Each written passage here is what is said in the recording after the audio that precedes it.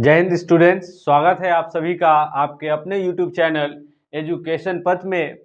जैसा कि दोस्तों आपको पता है कि हम लोग कर रहे हैं बिहार बोर्ड मैट्रिक की परीक्षा में 2011 से 2024 तक जितने भी वस्तुनिष्ठ प्रश्न पूछे गए हैं, हम सारे उन वस्तुनिष्ठ प्रश्नों का क्या कर रहे हैं, उत्तर ढूंढ रहे हैं। साथ ही साथ यह जो सीरीज है वह पूरी तरह से टॉपिक वाइज चल रहा है, यानी ऊर्जा के जो उत्तम स्रोत है और ऊर्जा के पारंपरिक स्रोत हैं, आज हम लोग इन दो टॉपिक्स का डिस्कशन करेंगे।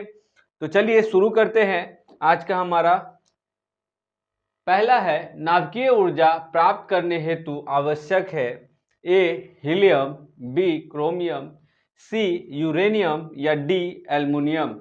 जैसा कि आपको पता है कि नाभिकीय ऊर्जा जो प्राप्त होती है वह यूरेनियम से प्राप्त होती है। नाभिकीय ऊर्जा किससे प्राप्त होती है? तो यूरेनियम से प्राप्त होती है। तो बेसिकली जो नाभिकीय ऊर्जा का प्रयोग जो होता है वह अभी विद्युत के लिए होता है। किसके लिए होता है? तो विद्युत उत्पादन के लिए किया जाता है। साथ ही साथ जब हमें अधिक मात्रा में एनर्जी की ज़रूरत होती है तब किसका यूज होता है? नाभिकीय ऊर्जा का। अगला प्रश्न है कि निम्न में से उत्तम ऊर्जा का स्रोत कौन है? कोयला, लकड़ी, पेट्रोलियम या बायोगैस। तो ऐसे प्रश्नों में हमेशा जो है हम लोग किसको मारेंगे? नवीकरणीय संसाधनों को मारेंगे। क्योंकि देखिए, अगर उत्तम स्रोत कहने का मतलब क्या है? कोयला एक बार उपयोग करेंगे फिर वो क्या हो जाएगा, उसका कुछ वेस्टेज बच जाएगा, ठीक है, और वह क्या होगा, वापस उसको रिन्यू करने में बहुत समय लगेगा, है ना। लकड़ी का भी वही बात है, एक बार जो लकड़ी को जला दिए जो ऊर्जा प्राप्त होगी फिर दोबारा उसको हम लोग क्या कर सकते हैं, उस लकड़ी को उपयोग नहीं कर सकते हैं। पेट्रोलियम में भी वही है। अगला जो बात है बायोगैस की, तो बायोगैस का हम लोग उपयोग बार बार कर सकते हैं। अगला प्रश्न है, निम्नलिखित में से कौन सा स्वच्छ ऊर्जा स्रोत है? कोयला, लकड़ी, प्राकृतिक गैस या डी इनमें से कोई नहीं। तो इसका सही उत्तर होगा प्राकृतिक गैस। अगला प्रश्न है, उत्तम ऊर्जा का स्रोत है वह जो सरलता से सुलभ हो सके, जो प्रति एकांक आयतन अथवा प्रति एकांक द्रव्यमान में अधिक कार्य करे, जिसका भंडारण तथा परिवहन आसान हो, जिसमें ये सभी गुण हो। तो दोस्तों, उत्तम जो ऊर्जा का स्रोत होता है वह क्या होता है? जिसमें यह तीनों गुण विद्यमान होंगे। जैसे जो क्या हो, सरलता से हमें क्या मिल जाए, उपलब्ध हो जाए। दूसरी बात है कि जो आयतन क्या है, आयतन और दरम्यान में अधिक काम करे, है ना, कम लाए लेकिन उसका काम क्या हो, ज्यादा से ज्यादा काम हो सके। तीसरा होता है उसको भंडारण, या एक जगह से दूसरे जगह स्टोर करना या एक जगह से दूसरे जगह ले जाना आसान हो। तो ऐसे ऊर्जा के स्रोत को हम लोग उत्तम ऊर्जा के स्रोत में गिनती करते हैं। अगला है कि निम्न में से कौन सा ऊर्जा का स्रोत सौर ऊर्जा के व्युत्क्रम नहीं है? ए भूतापीय ऊर्जा, बी पवन ऊर्जा, सी नाभिकीय ऊर्जा या डी जैव मात्रा। तो इसका सही उत्तर होगा नाभिकीय ऊर्जा। क्यों? क्योंकि इन सारे ऊर्जा का उपयोग हम दोबारा कर सकते हैं, परंतु नाभिकीय ऊर्जा जो है क्या है, सौर ऊर्जा का व्युत्क्रम नहीं हो सकता है। ठीक है, तो चलिए अगला प्रश्न देखते हैं। ऊर्जा के पारंपरिक स्रोत, ऊर्जा के पारंपरिक स्रोत। इससे जो पहला प्रश्न पूछा है यह 2011-12 में लगातार पूछा था कि निम्नलिखित में से कौन बायोगैस ईंधन का स्रोत नहीं है? लकड़ी, नाभिकीय गोबर गैस, नाभिकीय ऊर्जा या कोयला। तो इसका सही उत्तर क्या हो जाएगा? नाभिकीय ऊर्जा। यह क्या होता है, किससे प्राप्त होता है? नाभिकीय ऊर्जा यूरेनियम से प्राप्त होता है। वही लकड़ी, गोबर गैस और कोयला क्या है, बायोगैस ईंधन के क्या है, उदाहरण है।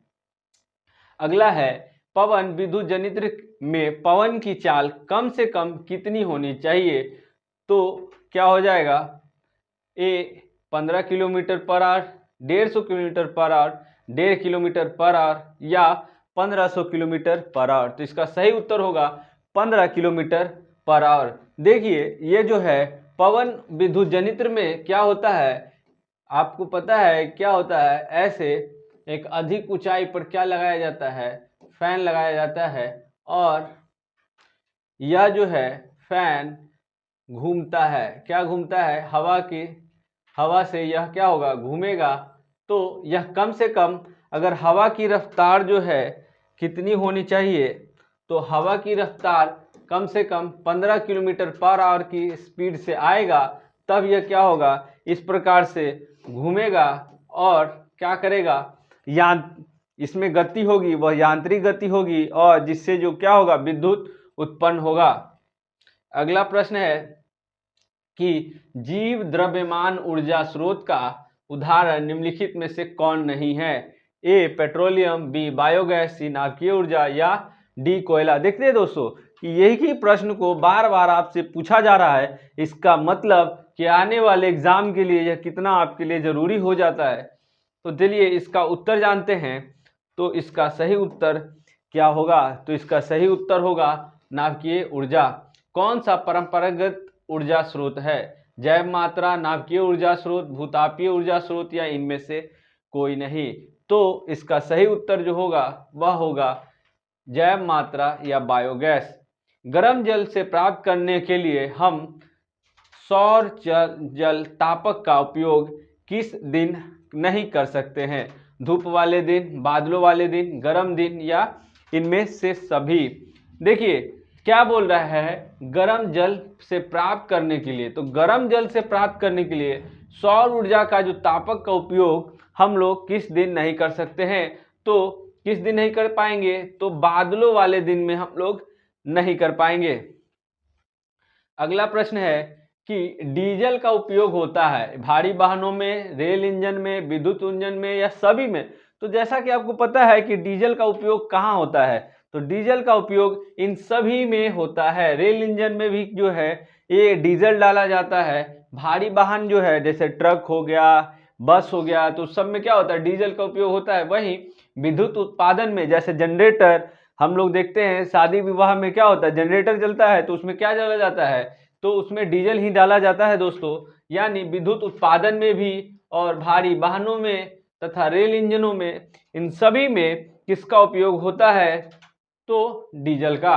अगला प्रश्न है कि जल विद्युत संयंत्र किस ऊर्जा को विद्युत ऊर्जा में रूपांतरित करता है। तो जल विद्युत जो संयंत्र होता है किस ऊर्जा को बताएगा, देखिए तापीय ऊर्जा, नाभिकीय ऊर्जा, सौर ऊर्जा, या स्थितिज ऊर्जा। तो इसका सही उत्तर होगा यह स्थितिज ऊर्जा। क्या हो जाएगा, स्थितिज ऊर्जा। ठीक है। अगला प्रश्न है कि जीवाश्म ईंधन का उदाहरण है पेट्रोलियम, बी कोयला, सी ए और बी दोनों, या डी इनमें से कोई नहीं। तो इसका सही उत्तर होगा ए तथा बी दोनों ही जो है क्या है, जीवाश्म ईंधन का उदाहरण है। चाहे आप पेट्रोलियम की बात करें या कोयला की, दोनों ही क्या होते हैं, जीवाश्मों से बनते हैं, अर्थात जीवाश्म ईंधन के उदाहरण हैं। अगला जो प्रश्न है, निम्नलिखित में से कौन जीवाश्म ईंधन नहीं है, ए बायोगैस, बी पेट्रोलियम, सी कोयला, या सी प्राकृतिक गैस। तो इसका सही उत्तर क्या हो जाएगा दोस्तों, बायोगैस। बायोगैस जो है यह क्या है, जीवाश्म ईंधन का उदाहरण नहीं है। अगला प्रश्न है कि जीवाश्म ईंधन की ऊर्जा का वास्तविक स्रोत क्या है, ए नाभिकीय संलयन, चंद्रमा, सूर्य, या डी इनमें से कोई नहीं। तो इसका सही उत्तर क्या हो जाएगा, इनमें से कोई नहीं। जो जीवाश्म ईंधन होते हैं वह ना तो नाभिकीय संलयन से बनते हैं, न सूर्य चंद्रमा से। तो ये क्या होते हैं, जीवों के द्वारा, जो जीव क्या होते हैं है ना, धरती पे जैसे पेड़ पौधे, जीव जंतु क्या होते हैं है ना, जब वो मर जाते हैं या फिर जो उनका अंश होता है दबते जाता है और कई हजारों वर्षों के बाद वह ईंधन का रूप ले लेता है, वही क्या हो जाता है, जीवाश्म ईंधन कहलाता है। अगला है कि निम्नलिखित में से कौन ऊर्जा का अनवीकरणीय स्रोत है, सूर्य, पवन, पेट्रोलियम, या बहता पानी।